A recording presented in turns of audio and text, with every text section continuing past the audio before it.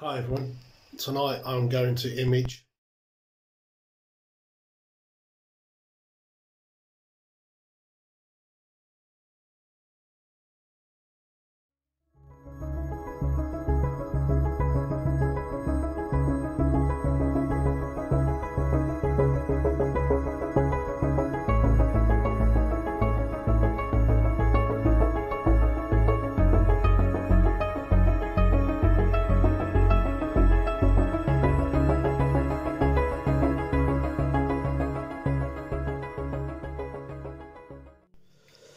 Hi everyone, I'm just going to talk about imaging Thors Helmet, which is NGC 2359.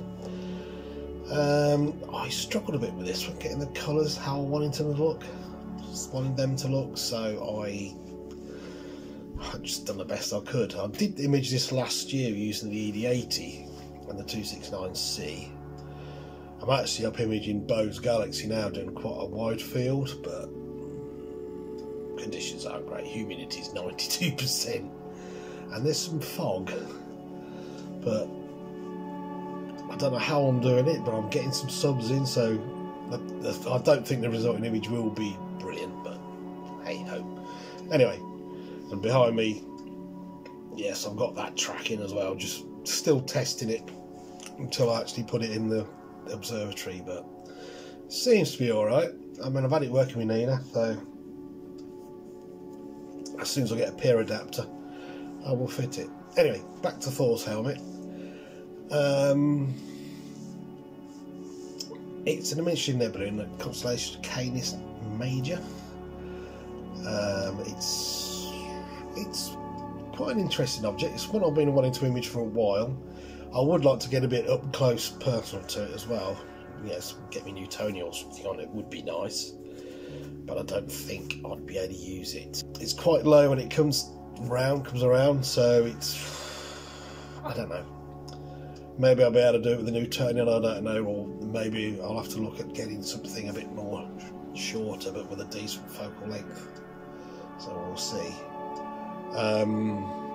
But in any case, we'll see what we can do. I did struggle with the processing though.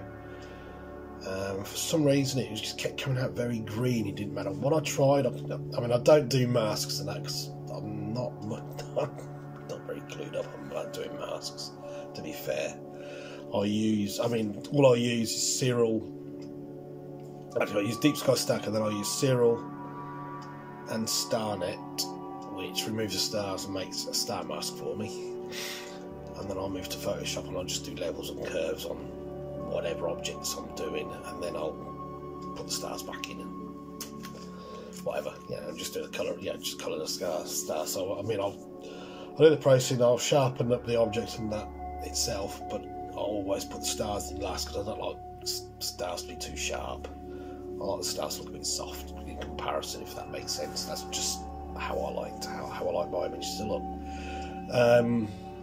But yeah, I did struggle because I had to take about 4 or 5 attempts at it and at processing it. For some reason, even because you get a lot of green with a one-shot colour camera anyway, and then taking it all down and sort of levelling up all the channels, it was still looking green. There's like a faint dusty area that comes at the bottom, and that was looking green. I was thinking, I think I'm going to have trouble with this, but it's like a tealy colour, and I'm quite happy with that, with it being that colour. So yeah, that's fine. Couldn't get any red out, any HA showing in it for some reason. But other than that, I'm reasonably happy with it. So, you know, maybe it might have been conditions that caused it, I don't know. But anyway, this is the resulting image I got, and I hope you like what you see.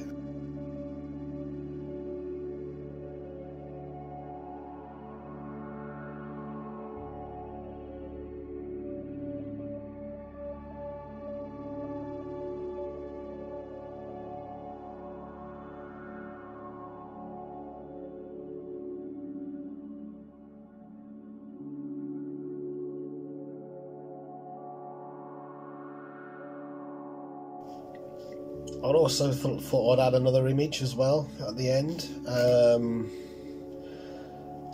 It's the best one I've got of it so far, but I still would have liked more reach on it because it's quite small.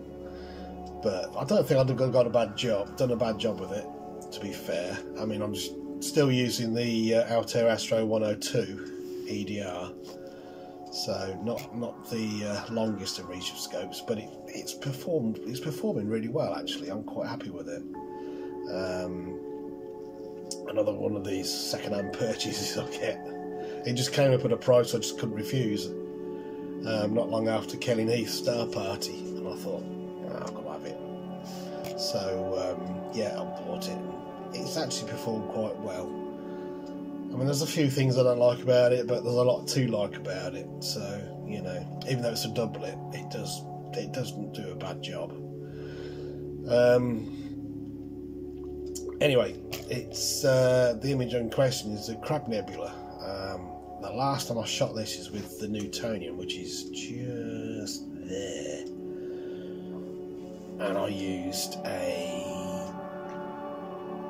modified Canon 1000D from a dark side. This was I actually shot it in Wales, near the Brecon Beacons, Penkethly. There's a campsite there. I used to go there quite a lot, twice a year actually, to the star parties used to hold there. I mean, it's not a official star party. It's just like a few people get together and they'll do some imaging and observing or whatever. You know, but it is quite a nice, decent sky there.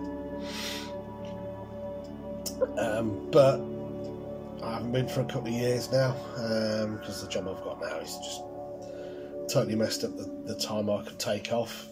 So, but one day I hope to find something else so I can take more time off and we can do more star parties then. But anyway, yeah, I took it with that scope there, and it didn't do a bad job, but I did have to push because I didn't have no filters then. It was just unfiltered straight into the camera, and that was it. And I got you could see some detail in it, but it just wasn't brilliant. And back then my processing wasn't brilliant anyway. You know, we haven't got the tools that we've got today. But I thought I'd have a shot with it. I mean, I was over Nicky's and I took the EQ5 which, for astrophotography, I don't rate the EQ5. I've had two of them now, and they just don't guide very well. You have to tinker with her and tinker just to make them work, and it really didn't guide brilliantly. It wasn't bad, but her HEQ5 in comparison is in a different league. I mean, it just guides so much better. The EQ5 is just not as good. But yeah, we had a couple of nights on the Crab Nebula, and I mean, she lives in a town as well, so her skies, I think it's probably about a portal 6, 7. They're not the best. They're all right, you know, they're not too bad, but you know, for emission nebulas and stuff, it's pretty good. It's not too bad because you've got the filters and that, they do make a difference. So over a couple of nights, took shots of it, and yeah, I managed to get quite a bit of detail in it. I mean, it's a target that was recorded by Chinese astronomers in 1054, which is quite a few years ago now. It was actually visible. I think it was actually visible with a naked eye in the daylight. You could actually still see it when the star went supernova. So it's definitely an interesting target. One another one I'd like to get close to, like with Thors Helmet, but we shall see what we can do with that. But anyway, this is what I got. This is a resulting image. I hope you like what you see. Thank you very much for watching. And if you like what you see, please subscribe.